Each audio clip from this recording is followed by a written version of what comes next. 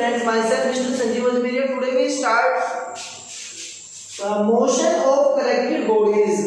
आज हम free body diagram से रिलेटेड इस टॉपिक को स्टार्ट करते हैं, मोशन ऑफ कनेक्टेड बॉडीज। तो देखना स्टूडेंट सभी एक काफी इंपोर्टेंट क्वेश्चन होते हैं इससे रिलेटेड, न्यूमेरिकल्स स्पेशली बेस्ड होते हैं इस टॉपिक पे। तो देखा इसमें एक पुली है और एक पुली से एक स्ट्रिंग में 2 मासेस सस्पेंडेड हैं। ये 2 मासेस क्या है, एक मास m1 एंड एक मास क्या हो गया m2।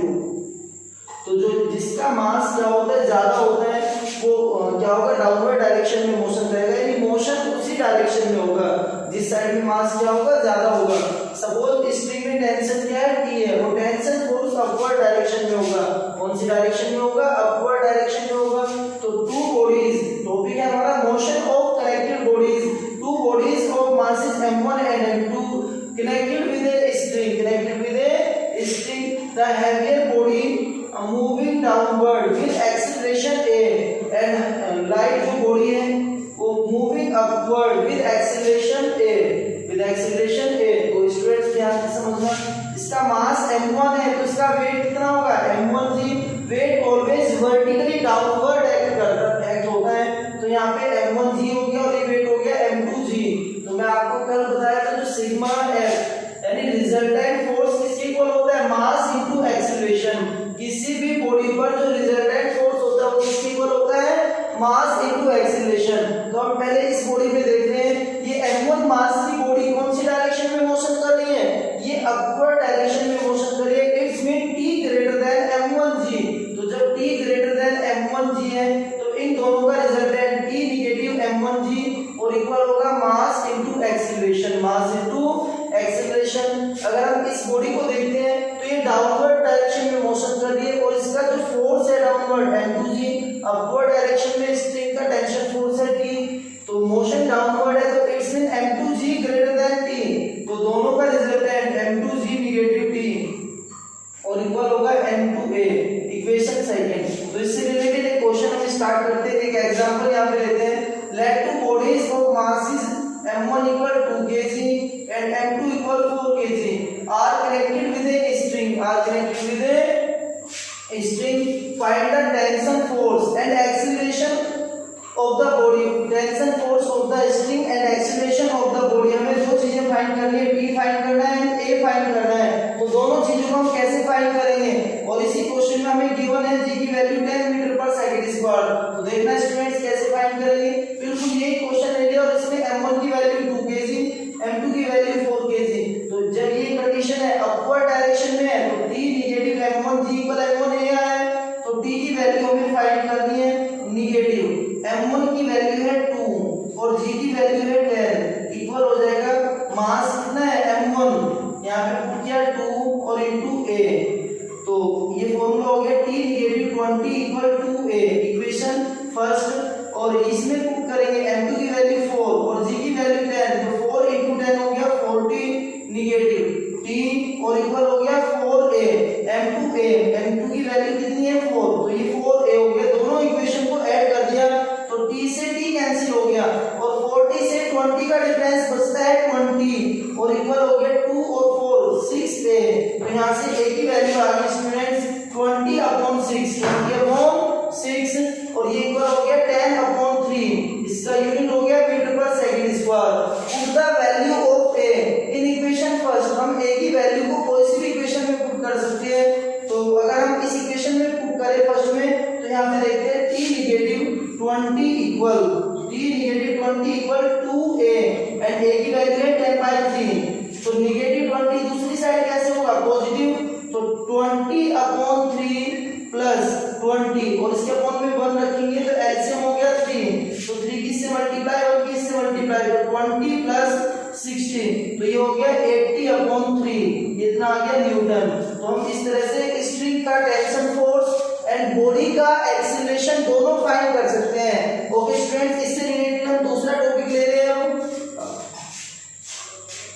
सेकंड टॉपिक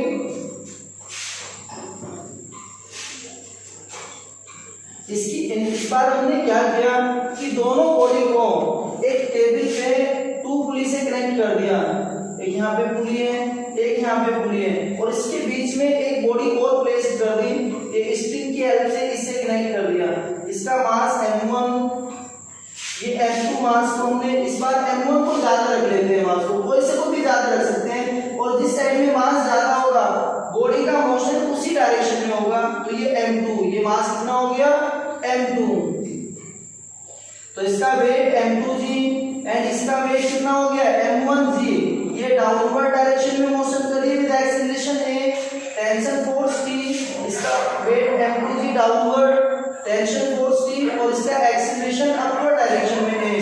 तो आप ये देखना स्टूडेंट, सपोज इसमें टेंशन फोर्स अलग अलग है, ये टेंशन T1 है और ये टेंशन T2 है, तो अगर ये T1 इस डायरेक्शन में है तो इसके अपोजिट, अगर ये इस डायरेक्शन में है, इसमें इस डायरेक्शन में राइट साइड में है, या ऐसे समझ सकते हैं अपवर्ड डायरेक्शन में है, तो इस T1 के अपोजिट ही दूसरा एक T1 फोर्स अप्लाई होगा according to Newton's law of accelerant reaction.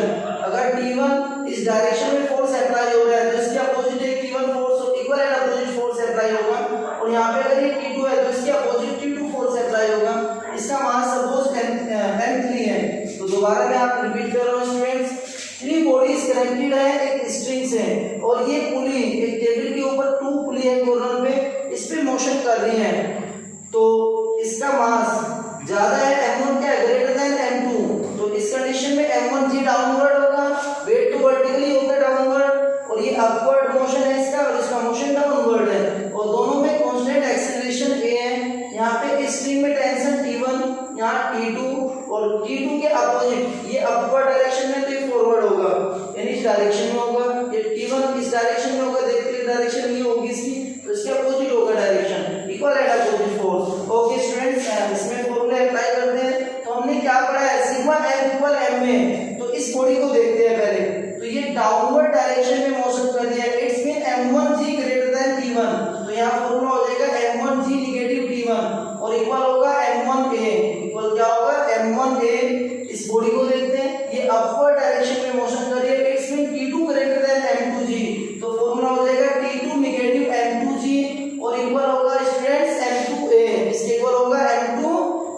इसके बाद थर्ड इक्वेशन हम इससे देखते हैं, ये मोशन कौन सी डायरेक्शन में है, मोशन इस डायरेक्शन में है, तो it's mean T1 greater than T2। देखो स्टूडेंट, ये इस डायरेक्शन में स्ट्रिंग मोशन कर रही है, यानी जो स्ट्रिंग है उसका मोशन इस डायरेक्शन में है, तो it's mean T1 greater than T2, तो T1 नेगेटिव T2, ये इस डायरेक्शन में T1 अपोजिट T2 और इक्वल कितना होगा m3a, इक्वल क्या होगा m3a। तो इन तीनों इक्वेशन में क्या करते हैं, अगर हमें m1 m2 m3 की वैल्यू फाइंड है तो हम T1 T2 एंड T3 और एक्सीलरेशन को फाइंड कर सकते हैं। अगर हमें m1 m2 m3 and acceleration find है तो हम तीनों इक्वेशन से T1 T2 और एक्सीलरेशन भी फाइंड कर सकते हैं। अगर हमें तीनों वैल्यू फाइंड है, m1 m2 m3 फाइंड है, तो T1 फाइंड कर लेंगे, T2 फाइंड कर लेंगे एंड एक्सीलरेशन फाइंड कर सकते हैं। ओके स्टूडेंट्स, इससे नेक्स्ट इसी से रिलेटेड है, फ्री बॉडी डायग्राम से रिलेटेड एक क्वेश्चन मैं आपको और बता रहा हूं। सपोज यहां पे कई सारी बॉडीज कनेक्टेड है स्ट्रिंग से, एक बॉडी ये कनेक्ट है, एक बॉडी ये कनेक्ट है, एक बॉडी ये कनेक्ट है, इनके मास m1 m2 m3, मास m1 m2 m3, ये यहाँ पे टेंशन फोर्स T1, यहाँ T2, यहाँ T3। तो स्टूडेंट्स हम देखते हैं वेट तो सभी का वर्टिकली डाउनवर्ड होगा, वेट क्या होगा, सभी का वर्टिकली डाउनवर्ड होगा। अगर हम इस कंडीशन में देखते हैं, ये अपवर्ड डायरेक्शन में मोशन है, अगर कौन सी डायरेक्शन में मोशन है, अपवर्ड डायरेक्शन में विद एक्सीलरेशन a।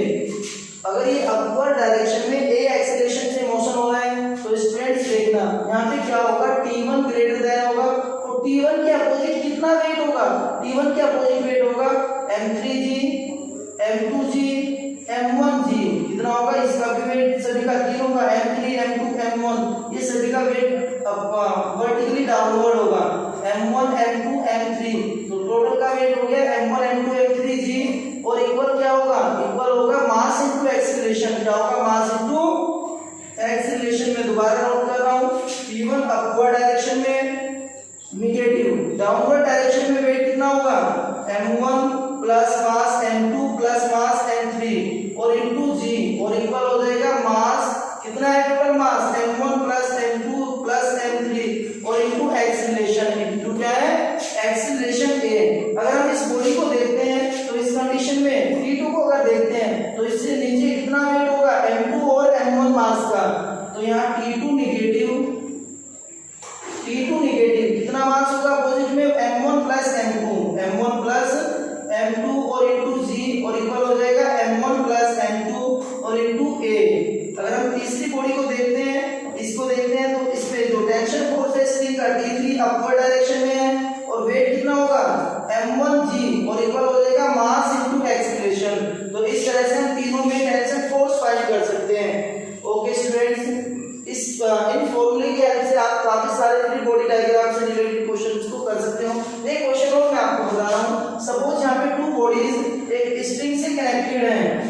20 kg है, ये 50 kg है और इस पे हमने फोर्स अप्लाई किया 10 न्यूटन का। कितना फोर्स अप्लाई किया? 10 न्यूटन का। तो इस कंडीशन में क्या होगा? फोर्स के अपोजिट क्या होगा? एक टेंशन फोर्स होगा और इसके अपोजिट भी एक टेंशन फोर्स होगा। तो अगर इस बॉडी को देखते हैं, इसका मोशन इस डायरेक्शन में है, तो F निगेटिव T इक्वल होगा इसका मास m1 और इसका मास m2। तो F निगेटिव T इक्वल होगा m1 a। कितना होगा स्टूडेंट्स? m1 a। जब ये a एक्सीलरेशन से मोशन कर रहे हैं और दूसरी बॉडी को जब देखते हैं तो इस पे टेंशन फोर्स T है और इक्वल होगा 50a। इक्वल कितना होगा? 50a यानी m2a मास